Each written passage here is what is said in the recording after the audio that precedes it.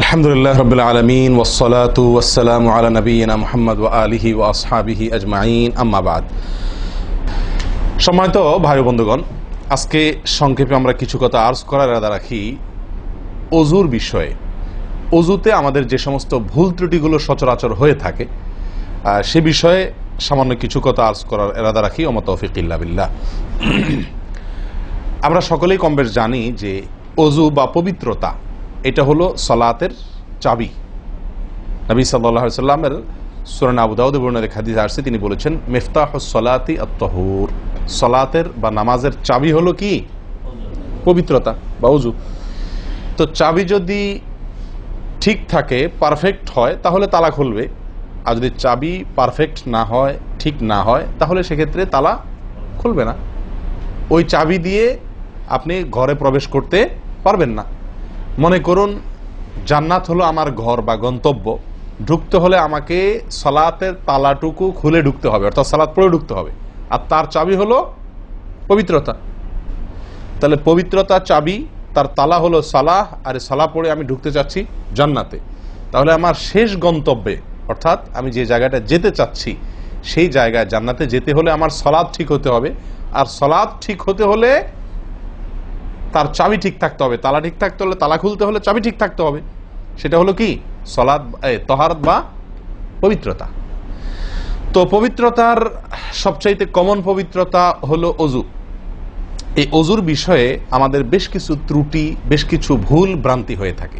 ওযুর যে ভুলগুলো হয়তো আপনিও করেন, আমরাও করছি প্রতিনিয়ত, কিন্তু জানি না। তো সেগুলো নিয়ে আমরা সংক্ষেপে আলোচনা করব। নবী সাল্লাল্লাহু আলাইহি ওয়াসাল্লাম বুখারী মুসলিমের হাদিসে আসছে, তিনি বলেছেন লা তুকবালু সালাতুন বিগাইরি তাহুরিন, পবিত্রতা ছাড়া কোনো সালাত কবুল হবে না। কোনো সালাত আল্লাহর কাছে অ্যাকসেপ্টেড, গ্রহণযোগ্য হবে না কি ছাড়া? তাহারাত ছাড়া, ওযু ছাড়া। অতএব এই ওযু এটা পূর্ণাঙ্গ হলে সালাত পূর্ণাঙ্গ হবে, সালাত পূর্ণাঙ্গ হলে জান্নাতে যাওয়া সহজ হবে ইনশাআল্লাহ। অতএব একটা আরেকটার সাথে সম্পর্ক যুক্ত বিধায় সবকিছুর আগে, সালাতেরও আগে আমাকে লক্ষ্য করা দরকার আমার ওযু বা তাহারাতটা কি হচ্ছে কিনা, ঠিকঠাক হচ্ছে কিনা। প্রিয় ভাইরা, ওযু দুই প্রকার। একটা হলো কোন রকম ওযু, আরেকটা হলো পূর্ণাঙ্গ ওযু। একটা হলো কোন রকম ওযু, আরেকটা হলো কি? পূর্ণাঙ্গ ওযু। পূর্ণাঙ্গ ওযু যেটা, এটাকে হাদিসের ভাষায় বলা হয়েছে ইসবাগুল ওযু। পূর্ণাঙ্গভাবে ওযু করা, এটাকে বলা হয়েছে ইসবাগুল ওযু, অর্থাৎ ওযুকে পরিপূর্ণভাবে করা। আরেকটা হলো যেন তেন ভাবে, কোন কোন রকম ভাবে ওযু সেরে ফেলা। আমরা সাধারণত সারাদিন যে ওযুটা করি, সারা জীবন যে ওযুটা করে আসছি, সেটা হলো যেন তেন ওযু বেশিরভাগ লোকের। ইল্লা মান রাহিমা রব্বি, হাতে গোনা কিছু লোক আমরা আছি যারা ইসবাগুল ওযুর যে নির্দেশ সেটা পালন করতে সক্ষম হয়েছি, অর্থাৎ ওযুটা পূর্ণাঙ্গ করতে পেরেছি।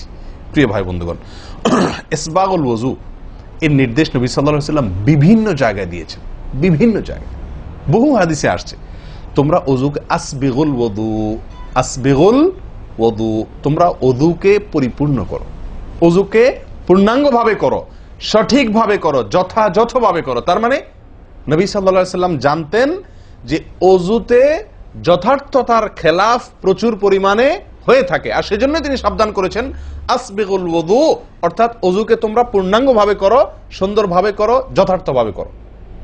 কথা কি বুঝাতে পারছি? যেহেতু ওযুর বিষয়ে আমাদের গাফলতি আছে বা গাফলতি থাকার কথা, সেজন্য নবী সাল্লাল্লাহু আলাইহি ওয়াসাল্লাম আমাদেরকে বলেছেন ওযু করো, এটা না, বলেছেন আসবিগুল ওযু, অর্থাৎ আকমিলুল ওযু, ওযুকে পরিপূর্ণভাবে করো, সুন্দরভাবে করো, যথাযথভাবে করো। ওযুর যে ফজিলত, ওযুর যে ফজিলত মুসলিম বর্ণিত হাদিসে আসছে, নবী সাল্লাল্লাহু আলাইহি ওয়াসাল্লাম বলেছেন যে ব্যক্তি পরিপূর্ণভাবে ওযু করবে, পরিপূর্ণভাবে ওযু করবে, ভালোভাবে ওযু করবে, এবং ওযুর শেষে কালিমাতুশ শাহাদা যেটা আছে, আশহাদু আল্লা ইলাহা ইল্লাল্লাহু ওয়াহদাহু লা শারীকা লাহু ওয়া আশহাদু আন্না মুহাম্মাদান আবদুহু ওয়া রাসূলুহু, এই কালিমায়ে শাহাদা পাঠ করবে ওযুর শেষে, এই ব্যক্তির জন্য আল্লাহ সুবহানাহু ওয়া তাআলা জান্নাতের সমস্ত দুয়ার খুলে দিবেন। তাহলে আমরা বলতে পারি জান্নাতের 8 দুয়ারের সমস্ত দুয়ারের একটা রিমোট এখানে নবী সাল্লাল্লাহু আলাইহি ওয়াসাল্লাম আমাদেরকে বাতলে দিয়েছেন। একটি রিমোট, এই এক রিমোট টিপের সঙ্গে সঙ্গে 8 দরজা সব খুলে যাবে। সেটা হলো ওযুকে কি করা? পরিপূর্ণভাবে করা, সুন্দরভাবে করা, এবং এর শেষে, ওযুর শেষে কালিমাতুশ শাহাদা পাঠ করে আশহাদু আল্লা ইলাহা ইল্লাল্লাহু ওয়াহদাহু লা শারীকা লাহু ওয়া আশহাদু আন্না মুহাম্মাদান আবদুহু ওয়া রাসূলুহু। আপনি পাঠ করলেন, জান্নাতের সমস্ত দুয়ার এর রিমোট যেন টিপ দিলেন। এই তিনটা কাজ করলেন মানে কি? জান্নাতের 8 দরজার একটি কমন রিমোটে টিপ দিলেন, আপনি সবগুলো পটপট খুলে যাবে, যে কোনো দরজা দিয়ে আপনি জান্নাতে দাখিল হতে পারবেন ইনশাআল্লাহ। প্রিয় ভাইরা, তাহলে হাদিস থেকেও বোঝা গেল যে যে কোনো দরজা দিয়ে ঢুকতে হলে ওযুটা হইতে হবে পরিপূর্ণরূপে ওযু, ইসবাগুল ওযু। অতএব ওযু আমার পরিপূর্ণ হচ্ছে কিনা এই বিষয়টা একটু যাচাই করা দরকার, কি দরকার না? প্রিয় ভাইরা, নবী সাল্লাল্লাহু আলাইহি ওয়াসাল্লাম সূরা আবু দাউদের এক হাদিসে বলেছেন, ইন্নাহা লা তাতিম্মু সালাতু আহাদিকুম হাত্তা ইউসবিগাল ওযুআ কামা আমারাহুল্লাহ। তোমাদের কারোর সালাত ততক্ষণ পর্যন্ত পরিপূর্ণ হবে না, সালাত ততক্ষণ পর্যন্ত সুন্দর হবে না, পূর্ণাঙ্গ হবে না, সালাতে পূর্ণতা আসবে না, যতক্ষণ না তোমরা ওযুকে ঠিক আল্লাহ যেভাবে করতে নির্দেশ করেছেন ওইভাবে পরিপূর্ণভাবে না করো। আল্লাহ সুবহানাহু ওয়া তাআলা যেভাবে ওযু করতে বলেছেন ওইভাবে পরিপূর্ণ রূপে ওযু না করা পর্যন্ত তোমাদের সালাত পূর্ণতা পাবে না। তাহলে সালাতের পূর্ণতা পাওয়ার জন্য ওযুটি হইতে হবে, ওযু না শুধু। আমরা জানি যে সালাতের জন্য ওযু করতে হয় না, ওযু করলেই শুধু সালাতের পূর্ণতা আসবে না, ওযুটা হইতে হবে আল্লাহ যেভাবে নির্দেশ করেছেন সেভাবে, যথাযথ উপায়ে এবং সঠিকভাবে। প্রিয় ভাইরা, এখন আসি আমরা ওযুতে কি ভুলগুলো আমাদের এমন হয় যেগুলোর কারণে আমাদের ওযুর পূর্ণতা নষ্ট হতে পারে। তার ভিতরে 1 নম্বরের ভুল হলো, যেটি আমাদের হয়ে থাকে ওযুর ক্ষেত্রে অনেকেরই, সেটা হলো বিসমিল্লাহ পাঠ না করা। ওযুর শুরুতে কি পাঠ করতে হয়? বিসমিল্লাহ। আপনি যখন হাত ধুয়ে তো ওযু শুরু করবেন, 2 হাতের কবজি 2 হাতে ওযু শুরু করবেন না, প্রথম কাজ। তার আগে আপনি কি করবেন? বিসমিল্লাহ। বিসমিল্লাহ বলে হাত ধুয়ে তারপর ওযু শুরু করবেন। বহু লোক আছি আমরা ওযুখানায় ওই গল্প করতেছি, আড্ডা মারতেছি, কথাবার্তা বলতেছি, এই বলতে বলতে ওযু শুরু করে দিছি। তাহলে বিসমিল্লাহ কখন পড়তেছি? বিসমিল্লাহটা অনেক সময় অমনোযোগিতার কারণে, অবহেলার কারণে, অন্যমনস্কতার কারণে বিসমিল্লাহটা অনেক সময় আমরা বলতে ভুলে যাই। অথচ এই বিসমিল্লাহ পাঠ করা ওযু শুরুতে অনেক বিশেষজ্ঞ আলেমের মতে ফরজ।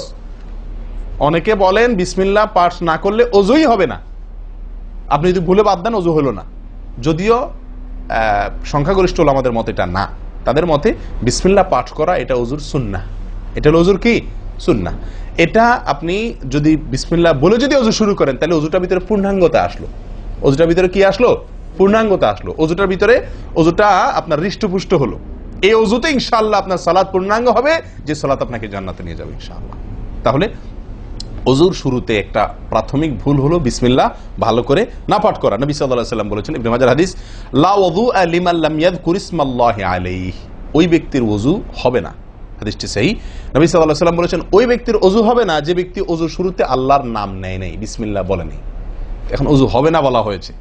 এই হবে না বলতে হাদিস বিশেষজ্ঞ উলামা ইকরাম এবং ফুকাহা ইকরাম বলেন, এখানে হবে না বলতে ওযুর ওই প্রাণ হলো না, ওযু পূর্ণাঙ্গ হলো না, ওযুটা যেভাবে হওয়া দরকার ছিল সেভাবে হলো না। কোন রকম হয়ে গেল মার্শাল হাল, সালাত আদায় হয়ে গেল, দায়িত্ব খালাস হয়ে গেল, কিন্তু এটা যেভাবে আল্লাহ সুবহানাহু ওয়া তাআলা চাচ্ছেন, নবী সাল্লাল্লাহু আলাইহি ওয়াসাল্লাম চাচ্ছেন, যেভাবে ওযুর নির্দেশ আসছে সেভাবে হলো না।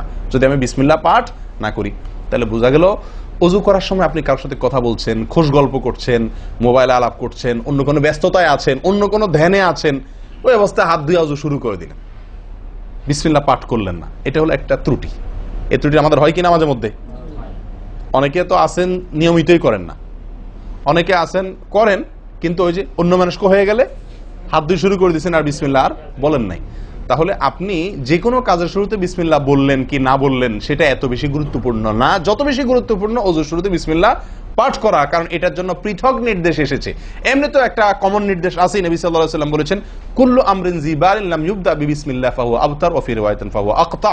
যে কোনো গুরুত্বপূর্ণ কাজ আল্লাহর নাম দিয়ে শুরু না করলে সেটা অপূর্ণাঙ্গ থাকে, কাজটা অর্ধেক থাকে, অর্ধেকা থাকে, অপূর্ণাঙ্গ থাকে, পূর্ণাঙ্গতা আসে না যে কোনো ভালো কাজ। কিন্তু ওযুর বিষয়ে নবী সাল্লাল্লাহু আলাইহি ওয়াসাল্লামের আলাদা নির্দেশ আছে, ওযু হয় না এমন কথা তিনি বলেছেন। তাহলে বোঝা গেল ওযুর শুরুতে বিসমিল্লাহ পাঠের উপরে আমাদের সাবধান হতে হবে। এখন একটা সমস্যা হলো, আমরা আজকাল বেশিরভাগ লোক ওযু করি হলো টয়লেটের মধ্যে, আর টয়লেটের মধ্যে আল্লাহর নাম নেওয়া নিষেধ, ঠিক না ঠিক? টয়লেটের মধ্যে আল্লাহর নাম নেওয়া নিষেধ, জায়েজ নাই। তাহলে আমাদের ওযু যদি টয়লেটে আপনার বাথরুমের ভেতরে যে কি করি ওযু করি, তাহলে আমি বিসমিল্লাহ বলতে পারবো না কারণ আল্লাহর নাম নেওয়া বাথরুমে নিষেধ, টয়লেটে নিষেধ, আবার বিসমিল্লাহ না বললে আমার ওযুটাও পূর্ণাঙ্গ হচ্ছে না, তাহলে আমি করবোটা কি? বলেন সমাধানের পথ কি? কি করব?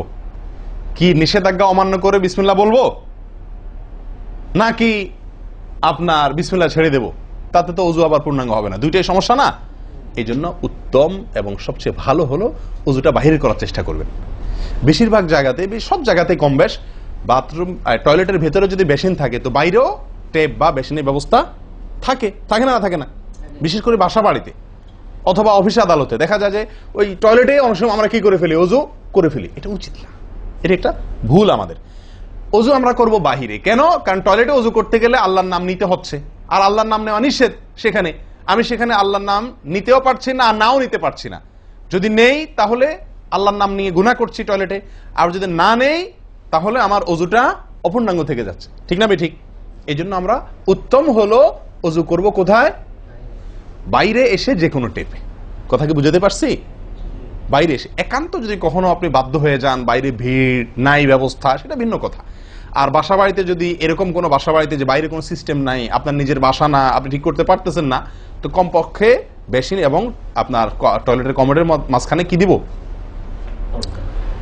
একটা পর্দা বা ওয়াল কোনো কিছু দিয়ে নিব ইনশাআল্লাহ। কথা বুঝতে পারছি ভাই? আল্লাহ তাআলা আমাদের সকলকে এই বিষয়টি লক্ষ্য করার তৌফিক দান করেন। তাহলে ভাই আমরা বিসমিল্লাহ পাঠ করব ওযু শুরুতে, লক্ষ্য করব ইনশাআল্লাহ যাতে করে ওযু শুরুতে বিসমিল্লাহ পাঠে ভুল না হয়। মনে থাকবে তো ইনশাআল্লাহ? আল্লাহ আমাদের তৌফিক দান করেন। দ্বিতীয় যে ভুলটি হয় ভাই, 100-99 জনের বলবো, তার চেয়ে বেশি হতে পারে, হাজারের ভিতরে 10 জন মানুষের হয় কিনা আমার সন্দেহ আছে এই কাজটা সঠিকভাবে করতে পারি না। সেটা হলো ওযুর সময় মিসওয়াক করা। ওযুর সময় কি করা ভাই? মিসওয়াক করা।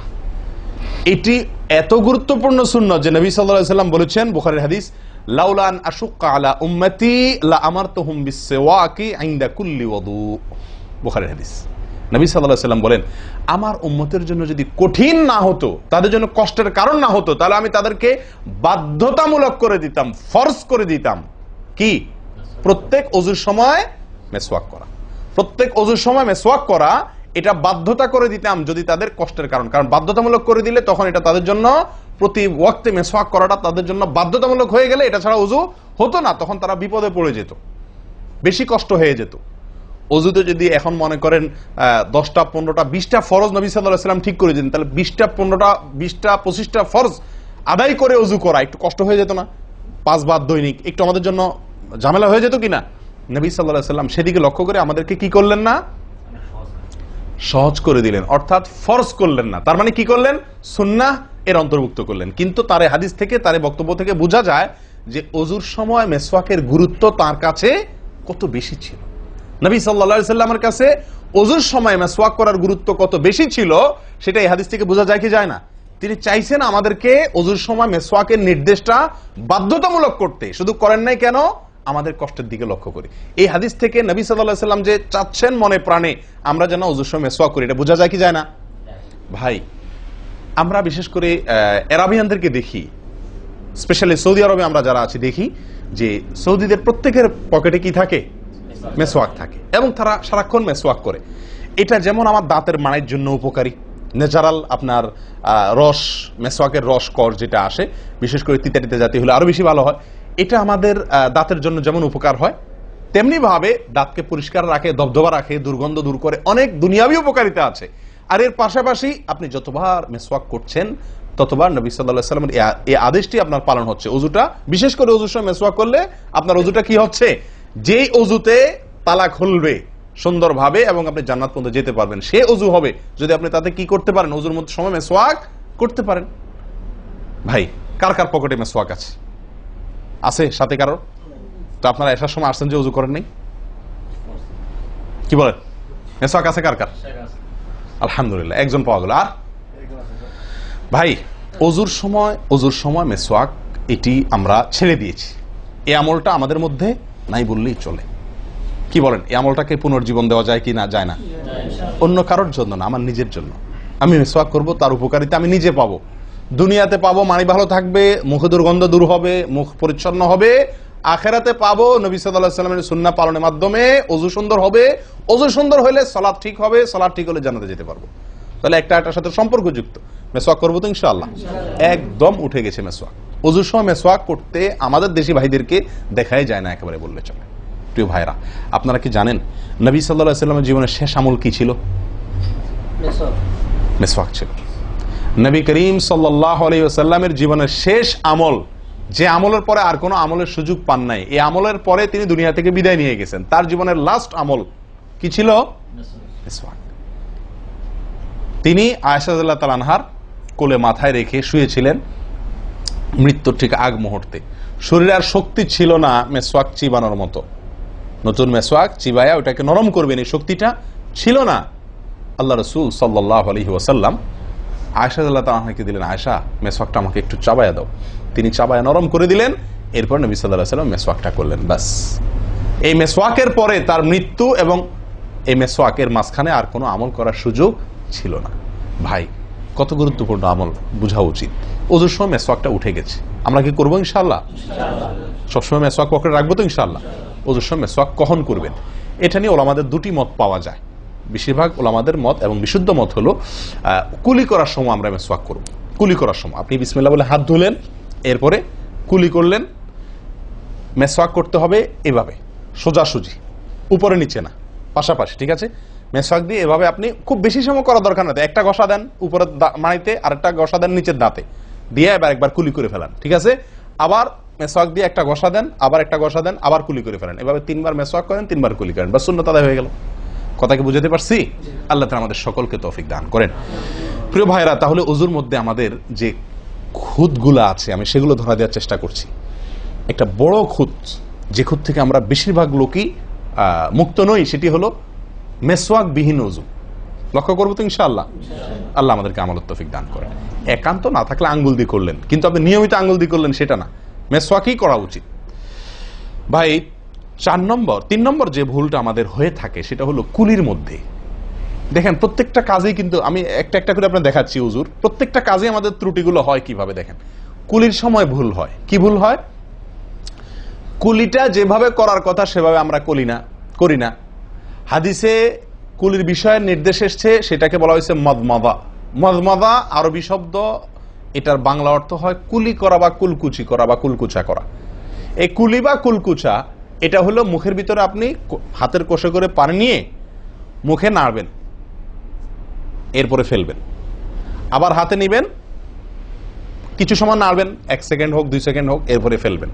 এটা হলো কুলি বা কুলকুচা। আমরা বেশিরভাগ সময় এরকম করি আলহামদুলিল্লাহ। যখন ব্যস্ত থাকি, যখন হুলস্থুল থাকে, কোনো সময় কোনো কাজের তাড়া থাকে, তখন অনেক সময় আমরা কি করি? হয় কি না হয় না? মুখে নিলাম আর ঢাললাম, মুখে নিলাম আর ঢাললাম। আমি জানি না আপনাদের হয় কিনা এরকম। আমি দেখছি এরকম অনেক সময় হয়। আপনারা একমত কিনা? নিলাম মানে ব্যস্ততার কারণে হয়তো জামাত শেষ হয়ে যাচ্ছে বা অন্য কোনো কারণ আছে, অথবা দেরিতে আসছি, তো তখন মুখের ভিতর নেওয়া আর ফেলাও, নেওয়াও আর ফেলাও, এতে কুলি হবে না।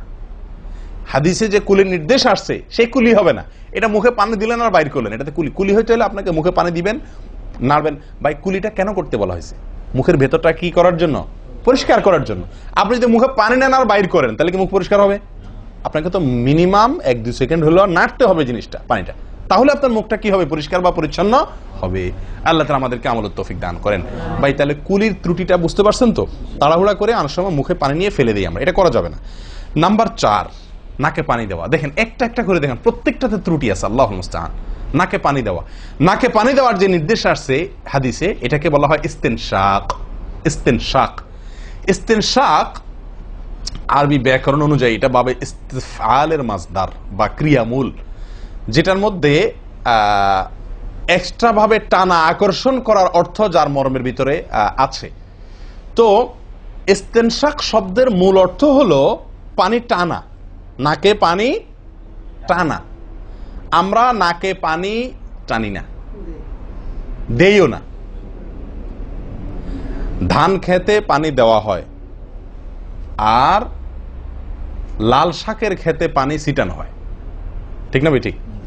লাল শাক বা মূলার শাকের খেতে পানি ছিটানো হয়, আর ধান খাত বেশিরভাগ ইরি ধান ইত্যাদি এই সমস্ত ধান খেতে পানি দেওয়া হয়। তাহলে দেওয়া আর ছিটানো বেশ কম আছে কি নাই?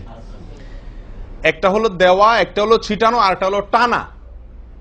টানা হলো এ ক্লাসের অজুতে নাকে পানি টানবেন, বি ক্লাসের অজুতে নাকে পানি দিবেন, থার্ড ক্লাসের অজুতে নাকে পানি ছিটাবেন।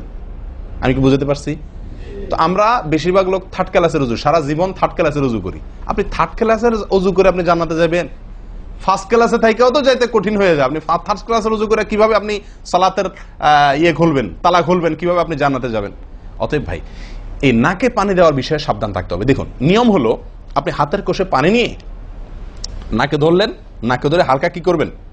টান দিবেন, হালকা টান দিবেন, হালকা টান। কারণ একটু জোরে টান হয়ে গেলে সেটা কি হয়ে যাবে?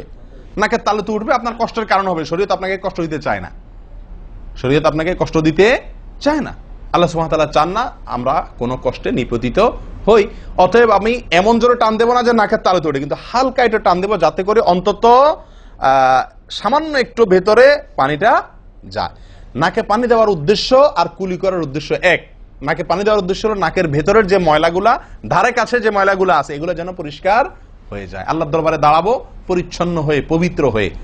হ্যাঁ, এই জন্য নাকে পানি দেওয়ার নির্দেশ আছে। এখন আপনি যদি নাকে পানি কোষ নিয়ে ধরে একটু হালকা টান দেন, তাহলে ভিতরে কিছুটা পানি যাবে কি যাবে না? এটা আপনাকে করতে হবে। নাম্বার 2, এটা যদি আপনি করতে কষ্ট হয়, টান দিলে, আপনি আস্তে টান দিলেও উপরে উঠে যায়, তো দরকার নেই। তাহলে আপনি কি করেন? নাকে পানি দেন। নাকে পানি কিভাবে দিবেন? নাকটাকে অন্তত পানির মধ্যে কি করে রাখেন? চুবাই রাখেন, 1 সেকেন্ড চুবাই রাখেন, কিছু দূর পানি যাবে কিনা। আমি কি বুঝতে পারছি? আমরা অনেকে বিশেষ করে আমি দেখছি ওযু করার সময় নাকে পানি ছিটান। কিভাবে পানি ছিটান? ওই যে কষে করে পানি নিয়ে, লক্ষ্য করছেন আপনারা? এভাবে নিয়ে এরকম মারে পানিটা, এরকম মারলে সেটা কি হলো? ছিটানো হলো। হাদিসে যে ইস্তেনশাকের কথা বলা হয়েছে সেটা হলো না। আপনি সারা জীবন ওযু করলেন, অথচ আপনার কখনো নাকে পানি দেওয়ার সুন্নাহটি আদায় হলো না। সারা জীবন, আজীবন আপনার ওযুটি হয়ে গেল সুন্নাহ ছাড়া। আমি কি বুঝতে পারছি? অতি প্রিয় ভাই বন্ধুগণ, এই বিষয়টা খুব লক্ষ্য রাখতে হবে যে নাকে পানি দেওয়ার ক্ষেত্রে আমাদের ত্রুটি হয়, পানিটা ভেতরে যায় না। অনেক সময় আমরা ছিটা দেই, বা অনেক সময় দিলেও কোন রকম দিয়েই ছেড়ে দিই। দিয়ে ছেড়ে দিলে তো হবে না, আপনার ভেতরে অন্তত যতদূর সম্ভব ততদূর পানিটা, এই নরম অংশটা তত নিতে হবে, আপনি উপরে উঠানোর দরকার নেই। আমি কি বুঝতে পারছি? এটা একটা ত্রুটি হয় ওযুর ক্ষেত্রে। দেখুন ওযুটা পূর্ণাঙ্গভাবে কি হচ্ছে না, কত ভাবে দেখেন। প্রিয় ভাইরা, এটা গেল একটা ভুল ইস্তেনশাকের বিষয়। এই বিষয়ে নবী সাল্লাল্লাহু আলাইহি ওয়াসাল্লাম একটা আলাদা নির্দেশ আছে দেখেন, যাতে আমরা নাকে পানি দেওয়াটা ভালোভাবে করি। উনি হয়তো জানতেন বা দেখছেন যে মানুষ নাকে পানি দেওয়াতে গাফলতি করে, ত্রুটি করে, ওই যে ছিটাছিটির কাজ করে। তিনি বলেছেন, সহিহ বুখারীর হাদিস, না আফওয়ান আবু দাউদের হাদিস, নবী সাল্লাল্লাহু আলাইহি ওয়াসাল্লাম বলেছেন, আসবিগিল ওযুআ, ওই একই কথা, তোমরা ওযুকে পরিপূর্ণভাবে করো। ওয়াখাল্লিল আসাবি' ওয়া বালিগ ফিল ইস্তিনশাক ইল্লা আন তাকুনা সাইমান। নাকে পানি দেওয়ার সময় খুব ভালোভাবে নাকে পানি দিবা তোমরা। যদি তুমি রোজাদার হও তাহলে ভিন্ন কথা, তাহলে খুব বেশি ভালো করে নাকে পানি দিতে যেও না, কারণ তখন পানি উপরের দিকে উঠে গলা হয়ে তোমার পেটে যেতে পারে, রোজা ভঙ্গ হতে পারে। আমি কি বুঝতে পারছি? তাহলে আপনি নাকে পানি দিবেন, কিন্তু আপনি কি করবেন না, রোজাদার হলে তখন শুধুমাত্র ভালোভাবে নাকে পানি দিতে পারবেন না। আর এছাড়া অন্য সময় কি করবেন? নাকে পানি দেওয়ার ক্ষেত্রে ভালোভাবে দিতে বলা হয়েছে। ভালোভাবে দেওয়ার মানে কি? ছিটাইলে হবে? কোন রকম দিলে হবে? টান দিবেন, না পারলে অন্তত যতটুকু সম্ভব নাক চুবায়া আপনি ভেতরে পানিটা কিছু দূর হলেও নেওয়ার চেষ্টা করবেন। লক্ষ্য রাখবেন তো ইনশাআল্লাহ। আল্লাহ আমাদেরকে সকলকে আমলের তৌফিক দান করেন। প্রিয় ভাইরা, তাহলে নবী সাল্লাল্লাহু আলাইহি ওয়াসাল্লামের নির্দেশ আছে আলাদা, যে তোমরা নাকে পানি দেওয়ার ব্যাপারে কি করবে? ভালোভাবে নাকে পানি দিবে। আল্লাহ আমাদেরকে আমলের তৌফিক দান করেন।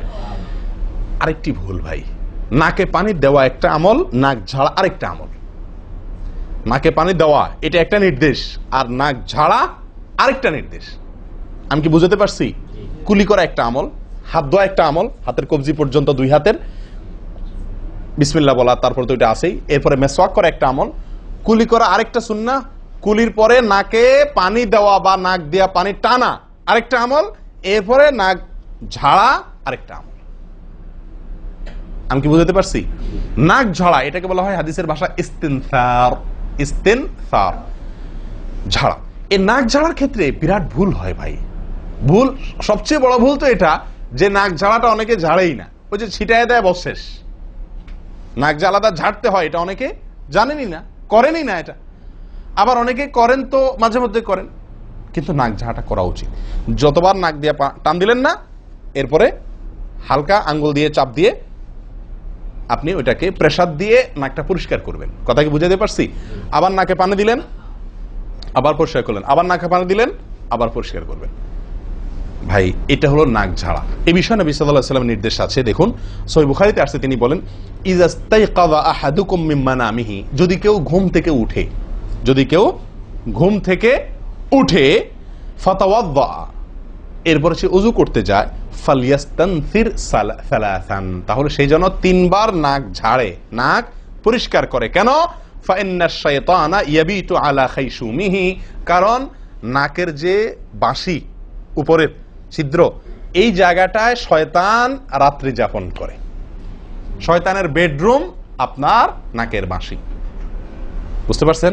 শয়তানের বেডরুম হলো আমাদের নাকের বাঁশি। নবী সাল্লাল্লাহু আলাইহি ওয়াসাল্লাম বলছেন এই জায়গাটা সে অবস্থান নেয় এবং এই জায়গায় গিয়া মোটামুটি আমাদেরকে ব্রেন ওয়াশ করে, যে শুয়ে থাক, আরাম কর, যত ওয়াসওয়াসা দেওয়া দরকার, তার যে ডিউটি সেটা সে পালন করে, কুকামের যত বুদ্ধি দেওয়া দরকার, কিন্তু তার এই ঘাঁটি হলো আমাদের নাকের বাঁশি।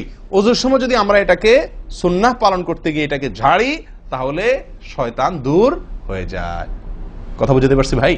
এই বিষয়ে আরো কয়েকটি হাদিস আছে, যে হাদিসগুলো দ্বারা বোঝা যায় যে শয়তানের অবস্থান এই জায়গাটাতে থাকে মানুষের দেহে। তো আপনি যদি শরীরটাকে ফুরফুরে করতে চান, শয়তান ওয়াসওয়াসা থেকে ফ্রেশ হয়ে যেতে চান, তাহলে আপনার নাক ঝাড়ার আমলটার ব্যাপারে গুরুত্ব দিতে হবে। কথা বুঝতে পারছি ভাই?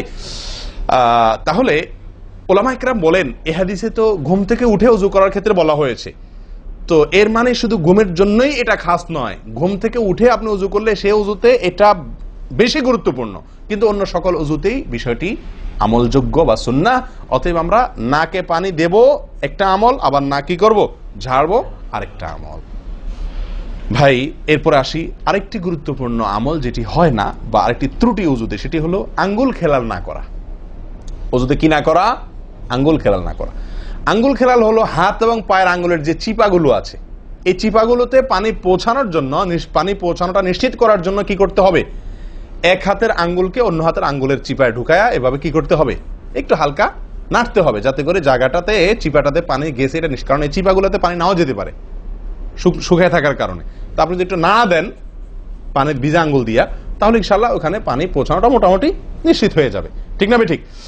তাহলে এই জিনিসটা অনেক সময় আমরা করি না, অথচ নবী সাল্লাল্লাহু আলাইহি ওয়াসাল্লামের নির্দেশ আছে আলাদা। তিনি বলেছেন, আবু দাউদের হাদিস, আসবিগিল ওযুআ ওয়া খাল্লিল বাইনাল আসাবি', ওযুকে পরিপূর্ণভাবে করো। আর ওযুকে পরিপূর্ণভাবে করার একটি অন্যতম কাজ হলো আপনার আঙ্গুলের মাঝে কি করা? খেলাল করা। তিনি বলেছেন তোমরা আঙ্গুলের মাঝে খেলাল করবে, এক আঙ্গুলকে অন্য আঙ্গুলের মাঝে প্রবেশ করে পরিষ্কার করবে। এটা হলো হাতের আঙ্গুল।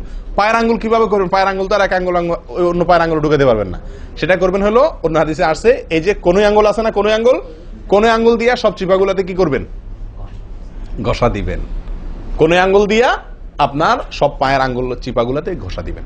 ভাই আমরা কজনে করি এই খেলার আমলটা বলেন তো? পায়ের আঙ্গুল কোন আঙ্গুল দিয়া পায়ের আঙ্গুলের চিপা খেলাল করা, হাতের আঙ্গুল খেলাল করা কজনে করি আমরা বলেন? তাহলে এই ভুলগুলো আমাদের অহরহ হচ্ছে না ভাই? আমরা কি জান্নাতে যেতে চাই না? আমাদের সালাতটা সুন্দর হোক আমরা চাই না ভাই?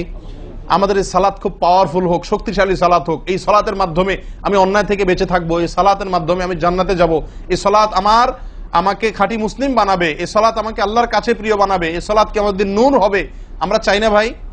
এগুলো যদি চাই তাহলে আমাকে ওযু সুন্দর করতে হবে, আর ওযু সুন্দর করতে গিয়ে এই ভুলগুলোর ব্যাপারে সাবধান হতে হবে। তাহলে আঙ্গুল খেলাল করা, পায়ের আঙ্গুল, হাতের আঙ্গুল আমরা করি না বললেই চলে ভাই।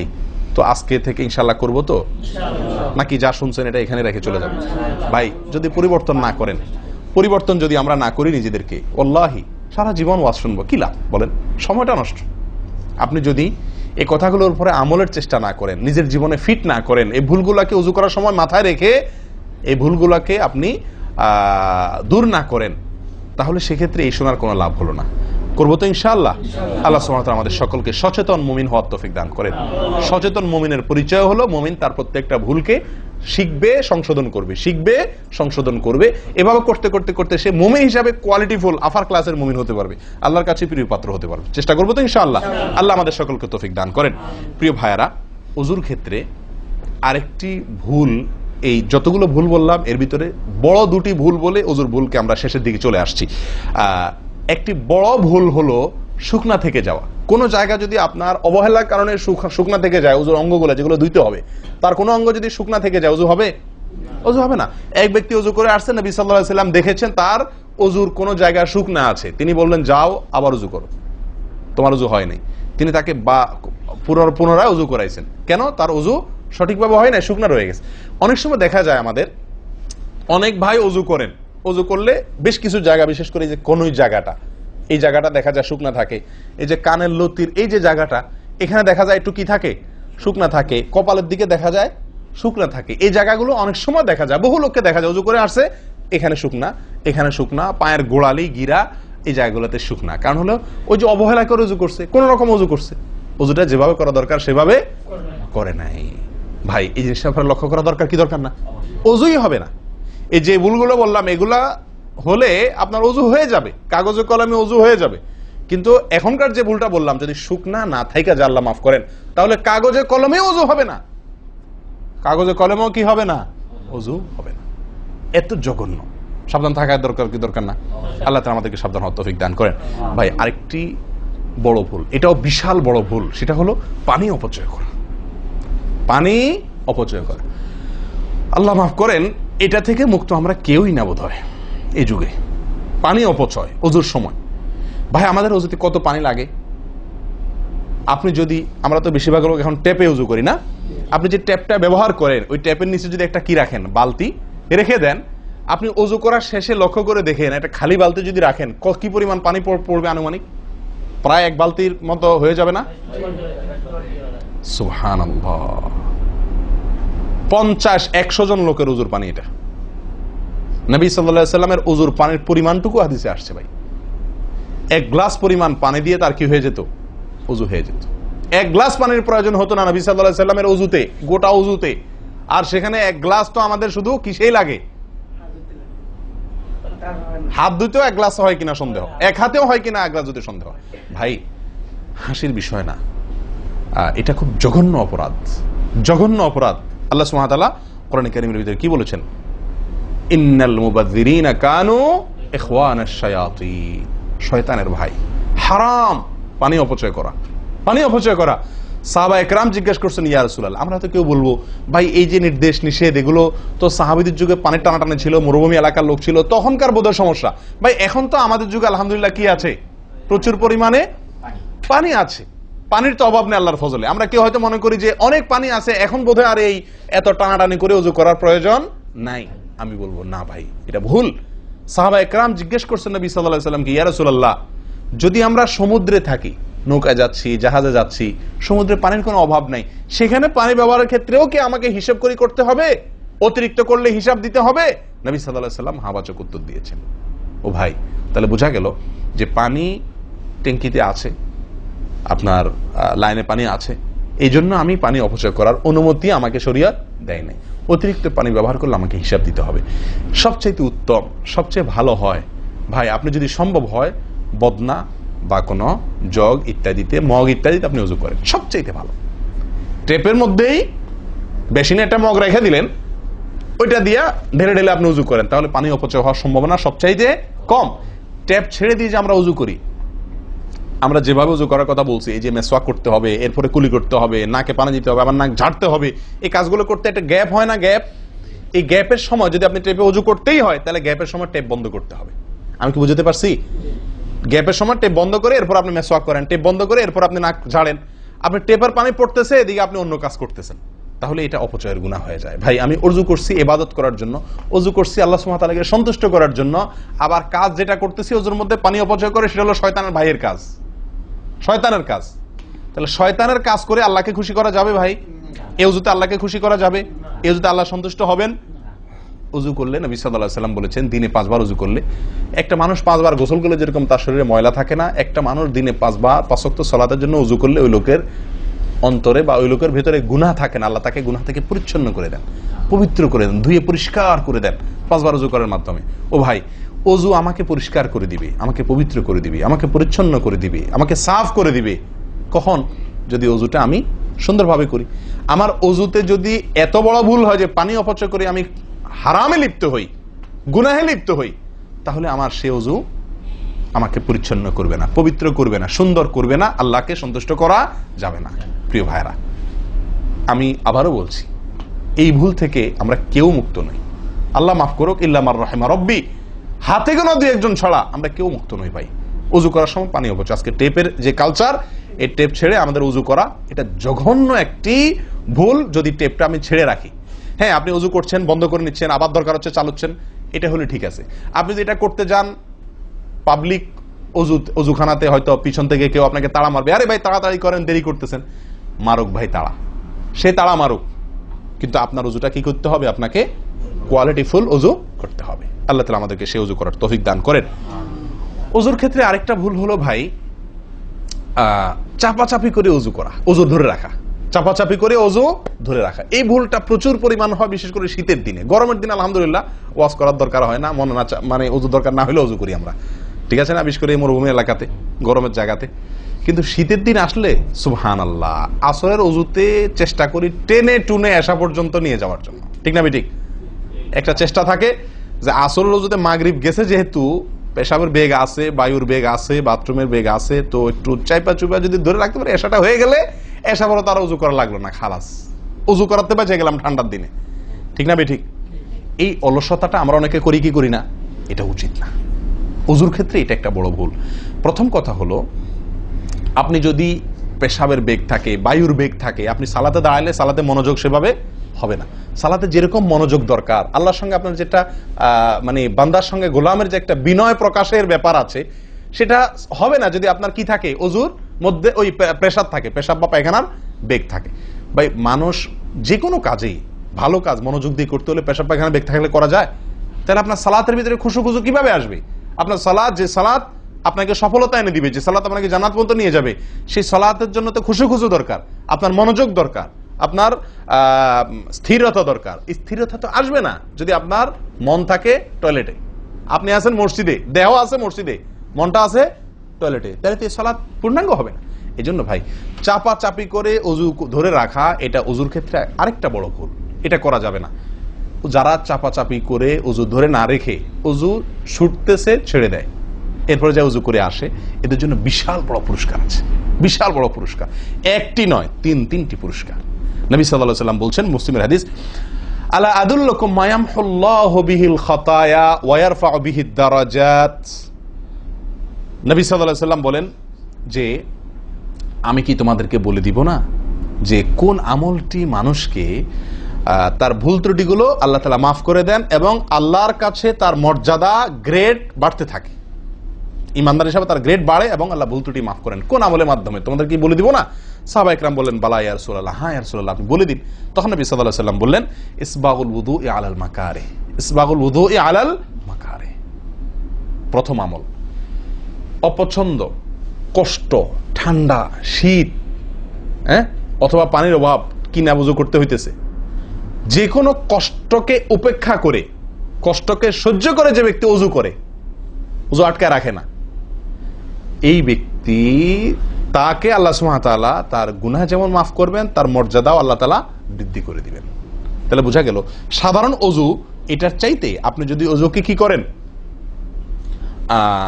আপনি যদি ওযুকে, কষ্টকে উপেক্ষা করে ওযু করেন, চাপাচাপি করে ওযু ধরে না রাখেন, ছেড়ে দেন, আবার ওযু করে আসেন, ফ্রেশ হয়ে আসেন, নামাজটা পড়েন, তাহলে ইনশাআল্লাহ আপনি দুটি পুরস্কার আল্লাহ তাআলার কাছ থেকে পাচ্ছেন। এক হলো গুনাহ মাফ, আর একটা হলো মর্যাদা বৃদ্ধি। আল্লাহ তাআলা আমাদের সকলকে ওযুর ভুল ত্রুটিগুলোকে কভার করে এগুলো থেকে পরিচ্ছন্ন থেকে, এই ভুলগুলো থেকে মুক্ত থেকে আল্লাহ তাআলা আমাদের সকলকে ওযু করার তৌফিক দান করেন। ওযু ভঙ্গের কারণের ব্যাপারে কয়েকটা আমাদের ভুল ধারণা আছে। যেমন অনেকে মনে করেন যে সিগারেট খাইলে, বিড়ি খাইলে ওযু যায়। অনেকে প্রশ্ন করেন, বিড়ি খাইলে, সিগারেট খাইলে ওযু যায় কিনা? কি বলেন আপনারা, কি বলেন, ওযু যায়? বিড়ি সিগারেট খাইলে? আপনাদের এখানে যায় ওযু? না, আমাদের এখানে যায় না, আমাদের এখানে ওযু যায় না ভাই। বিড়ি বা সিগারেট খাইলে ওযু যাবে না। ওযু যাওয়ার সাথে বিড়ি বা সিগারেটের সম্পর্ক না, ধূমপানের সাথে ওযু যাওয়ার সম্পর্ক না। তাহলে আপনারা কেউ বলবেন, তাহলে হুজুর, তাহলে তো বিষয়টা, তাহলে বুঝা গেল ধূমপানটা তাহলে এত বড় কিছু না। আপনি যেরকম সোজা করে দিলেন যে ধূমপান করলে কি যাবে না, ওযু যাবে না। আমরা তো জানতাম এটা মারাত্মক কোনো বড় অপরাধ, এটা করলে ওযু যাবে, আপনি বলতেছেন ওযু যাবে না, তাহলে তো বোধহয় এটা ছোট অপরাধ। না ভাই, ওযু যাবে না তো আমল যাবে, ঈমান যাবে। ওযু গেলে তো কোনো ব্যাপার ছিল না, ওযু যাওয়া কোনো দোষের কিছু ভাই। একজনের ওযু আছে, তার বায়ু আসছে, ওযু গেল। একজনের ওযু আছে, পেশাব করলে ওযু চলে গেছে, তার কোনো দোষ করছে সে? আপনারা বুঝেন না আমার কথা? ওযু চলে গেলে সেটা কি দোষের কিছু? তাহলে এটা তো আমার বড় কিছু না, দোষের কিছু না। বিড়ি খাইলে, সিগারেট খাইলে ওযু যাবে না তো, ওযু যাওয়া তো দোষের কিছু না। এর চেয়ে বড়টা যাবে, তাকওয়া যাবে। কি যাবে? তাকওয়া ছুটে যাবে, মুত্তাকির খাতা থেকে নাম কাটা যাবে। বুঝেন না কথা? নেক আমলদারের খাতা থেকে নাম কেটে যাবে, গুনাহগার হবে, গুনাহে লিপ্ত হলো সে। ওযু ভাঙলে তো দোষের কিছু হতো না, ভুল তেমন কোনো ক্ষতির কিছু হতো না, কিন্তু তার চাইতে বড় ক্ষতি হবে। কিন্তু ওযু ভাঙবে না বলে তাহলে কি সিগারেট খায় ডাইরেক্ট মসজিদে চলে আসবো? না, সেটা জায়েজ নাই। সিগারেট যদি খান, এই বদ অভ্যাস যদি থাকে, হারামে লিপ্ত হওয়ার অভ্যাস থাকে, আল্লাহ হেফাজত করুক, সবাইকে ফিরে আসার তৌফিক দান করুক। কমের পক্ষে মুখকে ভালো করে ফ্রেশ করে পরিষ্কার করে ব্রাশ করে মেসওয়াক করে দুর্গন্ধ দূর করে তারপর মসজিদে আসবেন। কথা বুঝে আসছে? যাতে অন্য মানুষ কষ্ট না পায়। অনেকে মনে করেন হাঁটুর উপরে কাপড় উঠলে ওযু ভেঙে যায়, ঠিক না? ঠিক। আপনারা কি বলেন? আপনাদের দেশে ওযু ভাঙেনি? আপনাদের এখানে ভাঙে? আচ্ছা, ভাঙতে পারে। কোন কোন এলাকাতে হাঁটুর উপরে ওযু কাপড় উঠলে কি করে? ওযু ভাঙে। এটা অনেকে বলেন যে ভাই সতর যদি খুলে যায়, হাঁটুর উপরে কথা না, সতর খুলে গেল, কেউ ওযু করার পরে উলঙ্গ হয়ে গেল কাপড় পাল্টাতে গিয়া বা কোনো কারণ, এক কথায় ওযুর পরে যদি সতর খুলে যায় ওযু ভাঙবে না। কিন্তু আমাদের অনেক দেশে অনেক এলাকাতে ওযু ভাঙে না ভাই। এই যেখানে ভাঙে সেখানে আসলে ভাঙা উচিত না। ওযু আপনার সতর খুললে কি হয় না? ওযু ভঙ্গ হয় না। এর সাথে ওযু ভঙ্গ হওয়ার সম্পর্ক নেই। ওই যে বলছি ধূমপানের মতো, সতর যদি অন্য মানুষের সামনে খোলেন আপনি, তাহলে ওযু ভাঙলে তো দোষের কিছু হতো না। এখানে তাকওয়া ভাঙবে, ওযু ভাঙবে না। আমি কি বুঝাতে পারছি? এর চেয়ে বড় অপরাধ হবে, কবিরা গুনাহ লিপ্ত হলেন আপনি, ফরজ তরক হয়ে গেল, আপনি বড় গুনাহ করলেন। ওযু ভাঙলে তো এমন দোষে কিছু হতো না, কিন্তু ওযু ভাঙবে না। অনেকে মনে করে টিভি দেখলে, সিনেমা দেখলে, নাটক দেখলে, গান ফান দেখলে ওযু ভাঙে না। এটার সাথেও কি নাই? ওযু ভাঙার সম্পর্ক নাই। ওযু ভাঙার সম্পর্ক নির্দিষ্ট কিছু কাজে, পেশাব করলেন, পায়খানা করলেন, বায়ু ছাড়লেন, ঘুমাইলেন, ওযু ভাঙে এগুলাতে। কিন্তু আপনি সিনেমা দেখলেন, খারাপ কিছু দেখলেন, এই দেখলেই আপনার কি হবে না? ওযু ভাঙবে না। হ্যাঁ, একটা কথা ঠিক যে আপনি এই যে কাজগুলোর কথা বললাম, আপনি সিগারেট খাইলেন, আপনি আল্লাহ মাফ করেন কোন হারামে লিপ্ত হলেন, আপনি সতর খুললেন মানুষের সামনে, আপনি সিনেমা দেখলেন, টিভিতে খারাপ হারাম কিছু দেখলেন, তাহলে কি করতে হবে? ওযু করা উত্তম। ওযু করা, এগুলা করার পরে বিনা ওযুতে নামাজ না পড়ে ওযু করে নামাজ পড়া উত্তম। কেন? কারণ ওযু করলে আল্লাহ সুবহানাহু ওয়া তাআলা কি করেন? গুনাহ খাতা মাফ করে দেন। তাহলে আপনি যে অপরাধ করলেন সেটা মাফ করে নামাজে আসলেন ফ্রেশ হইয়া, ওটা ভালো। কিন্তু ওযু ভেঙে যাবে এরকম না। মহিলারা বাচ্চাদেরকে দুধ দিলে অনেকে মনে করেন কি হয়? ওযু ভাঙে। আসলে কি না, বাচ্চাদেরকে দুধ খাওয়ালে কি হবে না? ওযু ভাঙবে না। কথা বুঝাতে পারছি? এরকম কিছু ভুল ধারণাও আছে। যাই হোক, ওযুতে যে ভুলগুলো হয়ে থাকে আমি আবার বলে দিচ্ছি এক নজরে। এক, আপনার বিসমিল্লাহ না বলা, শুরুতে বিসমিল্লাহ ভুলে যাওয়া বা না বলা, এটা ভুল। আরেকটা হলো মেসওয়াক না করা, কুলি করার সময় মেসওয়াক না করা, এটা কমন ভুল হয়ে গেছে। 3 নম্বর হলো কুলিটা সুন্দরভাবে না করা, পানিতে মুখে পানি কোষ করে নিয়ে এরপরে কিছু সময় মুখের ভিতরে করে নাড়াতে হবে। না নাড়ানো, এটা আরেকটা ভুল। নিয়ে ফেলে দিলাম তাড়াহুড়া করে, এটা আরেকটা ভুল। 4 নম্বর হলো আপনার নাকে পানি ছিটাই আমরা, এটা আরেকটা ভুল। ছিটানো যাবে না নাকে পানি টানতে হবে অথবা পানি দিতে হবে, কিন্তু পানি কি করা যাবে না? ছিটানো যাবে না, ছিটানোটা আরেকটা ভুল। 5 নম্বর হলো আপনার নাক ঝাড়া। নাকে পানি দেওয়ার পরে কি করতে হয়? নাক ঝাড়তে হয়। আবার দেখেন ডানে বামে লোকজন দেখে ঝাড়েন, বিশেষ করে উজুখানাতে যদি করেন উল্টাপাল্টা আপনার নাক ঝাড়া, মার খায়েন না। তখন আমার কথা বলেন না, আমার যে মৌলভী সবার ওয়াজ শুনে আমি মার খাইছি। দেখেন নাক ঝাড়ার সময় দেখে শোনা, আশপাশে দেখে নিজের নিয়ন্ত্রণে রেখে নাক ঝাড়বেন, কিন্তু ঝাড়তে হবে। ঝাড়াটা একটা সুন্নাহ আমল, এটি বিলুপ্ত হওয়ার পথে। 6 নম্বর হলো ভাই আঙ্গুল খেলাল করা। কি করা? আঙ্গুল খেলাল করা। এটা উঠে গেছে। পায়ের আঙ্গুল খেলাল করতে হবে, কোন আঙ্গুল দিয়ে হাদিসে আসছে, আর হাতের আঙ্গুল এগুলা দিয়া, কারণ এগুলাতে জাহান্নামের আগুন প্রবেশ করবে যদি এগুলো শুকনা থাকে, সালাত হবে না।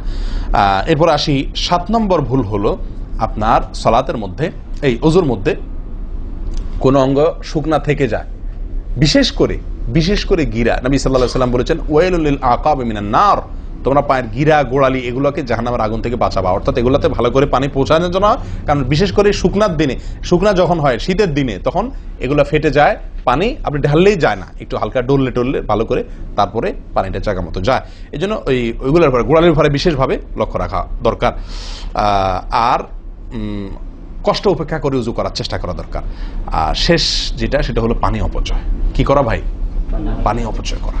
প্রচুর পরিমাণ পানি আমরা অপচয় করি উজু করার সময়, যেটা আমাদের উজুর সৌন্দর্যকে নষ্ট করে, উজুর গুণগত মানকে নষ্ট করে দেয়। আসুন সুন্দরভাবে উজু করার স্বার্থে এই ভুলগুলা থেকে মুক্ত থাকার চেষ্টা করি। আল্লাহ তাআলা আমাদের সকলকে আমলের তৌফিক দান করেন।